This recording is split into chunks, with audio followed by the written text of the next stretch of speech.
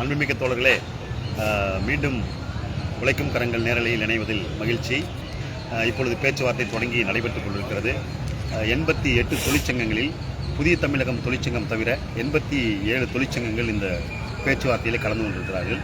இப்பொழுது முதலில் பேச்சுவார்த்தை துவங்கியதும் போக்குவரத்து துறையினுடைய செயலாளர் அவர்கள் பல்வேறு அரசு அறிவிப்புகள், சட்டமன்றத்தில் தெரிவிக்கப்பட்டிருக்கிற விஷயங்கள், பட்ஜெட்டில் அறிவித்த பல்வேறு திட்டங்கள், போக்குவரத்துக்கு ஒதுக்கப்பட்ட நிதியெல்லாம் சம்பந்தமாக விரிவாக எடுத்துரைத்து பேசினார்.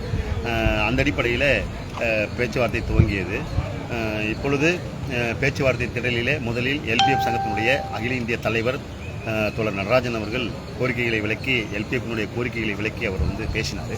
அதுக்கு பிறகு இரண்டாவதாக சிஐடியுடைய தமிழ் மாநில தலைவர், தமிழ்நாடு அரசு போக்குவரத்து ஊழியர் சம்மேளனத்தினுடைய மாநில தலைவர் தோழர் சவுந்தரராஜன் ஏஎஸ் அவர்கள் தன்னுடைய சிஐடியினுடைய கோரிக்கையை விளக்கி விரிவாக அவர்கள் பேசியிருக்கிறார். அந்த அடிப்படையில் தோழர் ஏஎஸ் அவர்கள் பேசுகிற போது போக்குவரத்து அமைச்சரே மின்சாரத்துறைக்கும் அமைச்சராக இருக்கிறார். ஆகவே மின்சாரத்துறையில் என்ன இருக்கிறது, என்ன கொடுக்கப்பட்டிருக்கிறது என்பதெல்லாம் விரிவாக அவருக்கு தெரியும். நான் நினைவுபடுத்த விரும்புகிறேன். மின்சாரத்துறையில் இருக்கக்கூடிய தொழிலாளர்களுக்கு இயற்கையாகவே அனைத்து துறை ஊழியர்களை விட அதிகப்படியான அடிப்படை சம்பளம் உள்ளிட்ட அமைப்புகள், சம்பள அடிப்படை அமைக்கப்பட்டிருக்கிறது.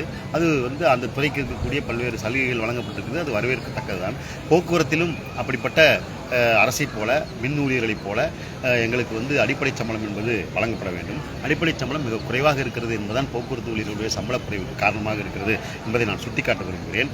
அதே போல போக்குவரத்து கழகங்கள் ஏராளமான அகில இந்திய அளவிலான பரிசுகளை பெற்றிருக்கிறது. மிக சிறப்பாக செயல்பட்டதன் மூலமாக போக்குவரத்து கழகங்கள், அதனுடைய தொழிலாளர்கள் மிகச் சிறப்பான முறையில் பணியாற்றுகிறார்கள் என்பது இந்தியா முழுவதும் இருக்கக்கூடிய போக்குவரத்து கழக ஆய்வுகளிலிருந்து எடுத்து சொல்லப்பட்டிருக்கிறது. இதெல்லாம் நான் நினைவுபடுத்த விரும்புகிறேன். இந்த அடிப்படையில் இவற்றுக்கெல்லாம் இந்த அரசாங்கம், போக்குவரத்து துறை ஒரு நல்ல வெகுமதியை தர வேண்டும் என்பதுதான் எங்களுடைய எதிர்பார்ப்பாக இருக்கிறது.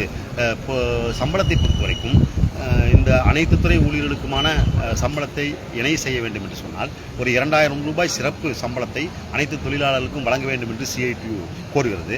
அதோடு 15% ஊதிய உயர்வு இருக்கும் என்று சொன்னால்தான் அனைத்து துறை ஊழியர்களுக்கு இணையாக நாங்கள் சம்பளத்தை எட்ட முடியும் என்பதையும் நாங்கள் தெரிவித்துக் கொள்ள விரும்புகிறோம். அதே போல போக்குவரத்து கழகங்களில் மிக நீண்ட கடன் இருப்பு என்பது இருக்கிறது. தொழிலாளிகளுக்கு இடையே பிடித்த பிஎஃப், கிராஜுவிட்டி உள்ளிட்ட பணப்பலன்கள் அவற்றையெல்லாம் வழங்க முடியாமல் இருப்பதற்கு காரணம் போக்குவரத்து கழகங்கள் எங்களுடைய கிராஸ் சேலரிக்கு, அதாவது மொத்தமாக நாங்கள் சம்பாதிக்கிற அந்த சம்பளத்திற்கு சம்பளம் போடாமல் நெட் சேலரி என்று சொல்லப்படுகிற பிஎஃப், கிராஜுவிட்டி உள்ளிட்ட பிடித்தங்களை எல்லாம் கழித்துவிட்டு அதற்கு மட்டும் சம்பளத்தை ஏற்பாடு செய்வதால் தான் இந்த பிரச்சனை என்பது வருகிறது. ஆகவே நெட் சேலரிக்கு சம்பளம் போடாமல் கிராஸ் சேலரிக்கு சம்பளம் ஏற்பாடு செய்யப்பட்டால் இந்த பிரச்சனைகளுக்கெல்லாம் விரைவில் தீர்வு ஏற்படும் என்பதுதான் எங்களுடைய கருத்து என்பதை நான் பதிவு செய்ய விரும்புகிறேன் என்று தோழர் ஏஎஸ் அவர்கள் தெளிவாக சொன்னார். மேலும் தோழர் ஏஎஸ் அவர்கள் பேசுகிற போது ஓய்வு பெற்ற ஊழியர்கள் கிட்டத்தட்ட 78 மாதங்களாக கிட்டத்தட்ட அவருடைய டிஏ அகவிலைப்படி உயர்வு என்பது மறுக்கப்பட்டிருக்கிறது. நீதிமன்றங்களிலே உச்சநீதிமன்றம் வரைக்கும் சென்று அது கண்டெம்ப்ட் பெட்டிஷன், நீதிமன்ற அவமதிப்பு வழக்கு என்று தொடர்ந்து பல வழக்குகள் நடைபெற்றுக் கொண்டிருக்கிறது.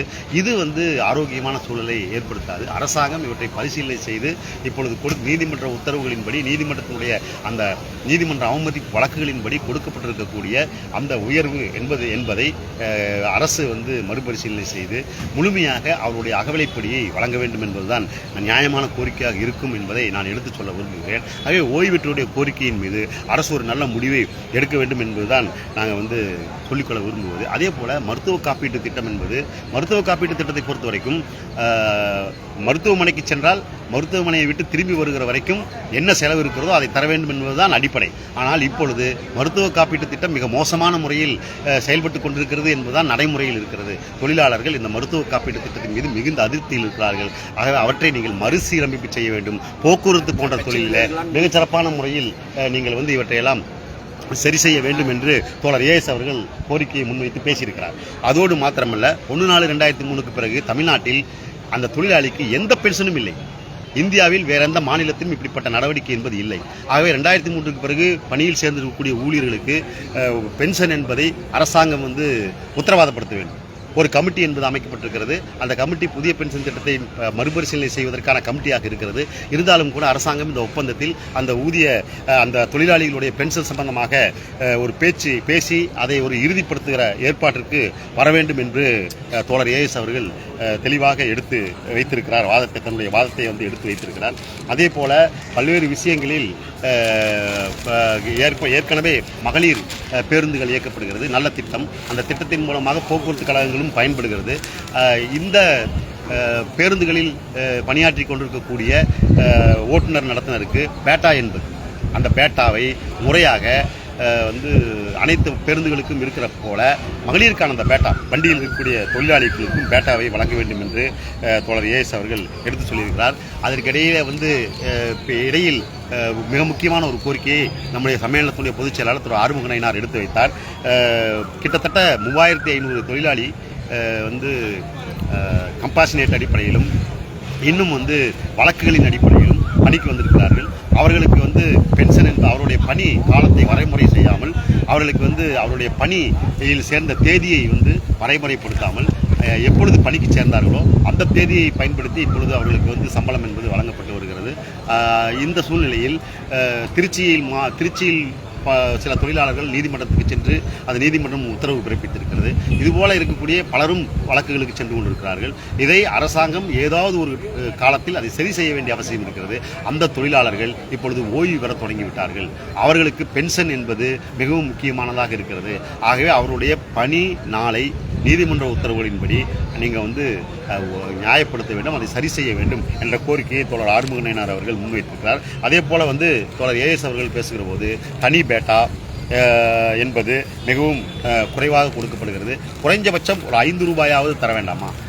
இது மோசமான முறையில் அந்த தொழிலாளர்கள் பாதிக்கப்பட்டிருக்கிறார்கள் என்பதை நாங்கள் அரசினுடைய கவனத்திற்கு கொண்டு வருகிறோம் என்று தோழர் ஏஎஸ் அவர்கள் தெரிவித்திருக்கிறார். அதே போல இன்னும் பல்வேறு பிரச்சனைகள். காப்பீடு என்பது ஓய்வு பெற்றோருக்கு தான் இப்போது அவசியமாக தேவைப்படுகிறது. ஓய்வு பெற்றிருக்கிற ஊழியர்களுக்கான காப்பீடு திட்டம் என்பது இன்னும் முழுமை வராமல் இருக்கிறது. அந்த ஓய்வு பெற்றோருடைய காப்பீட்டு திட்டத்தை முழுமையான முறையில் அமுல்படுத்துவதற்கு இந்த அரசாங்கம் ஏற்பாடு செய்ய வேண்டும்.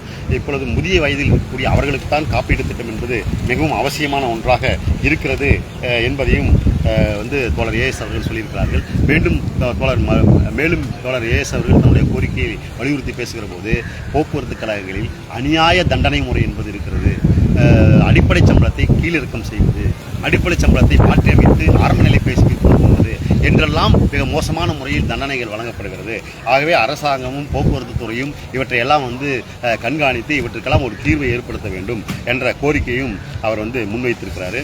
அதே மாதிரி ஒப்பந்த பாதுகாப்பு பலன், செட்டில்மெண்ட் பெனிஃபிட் ப்ரொடெக்ஷன் ஃபண்டு என்று சொல்லக்கூடிய அந்த பிஆர்பிஎஃப்பை இப்போ ஒன்றாக இணைத்து அதை இந்த ஒப்பந்தத்தில் அவற்றையெல்லாம் இணைத்து ஒரு புதிய சம்பளத்தை கொண்டு வருவதற்கான ஏற்பாட்டை இந்த அரசாங்கம் செய்ய வேண்டும் என்று தோழர் ஏஎஸ் அவர்கள் தொடர்ந்து வலியுறுத்தி தன்னுடைய கோரிக்கை பேச்சுவார்த்தையில் தெரிவித்திருக்கிறார். அந்த அடிப்படையில் பேச்சுவார்த்தை என்பது தொடர்ந்து நடைபெற்றுக் கொண்டிருக்கிறது. அதுக்கடுத்ததாக HMS உள்ளிட்ட அடுத்தடுத்த சங்கங்கள் தங்களுடைய கோரிக்கையை வலியுறுத்தி பேசிக் கொண்டிருக்கிறார்கள்.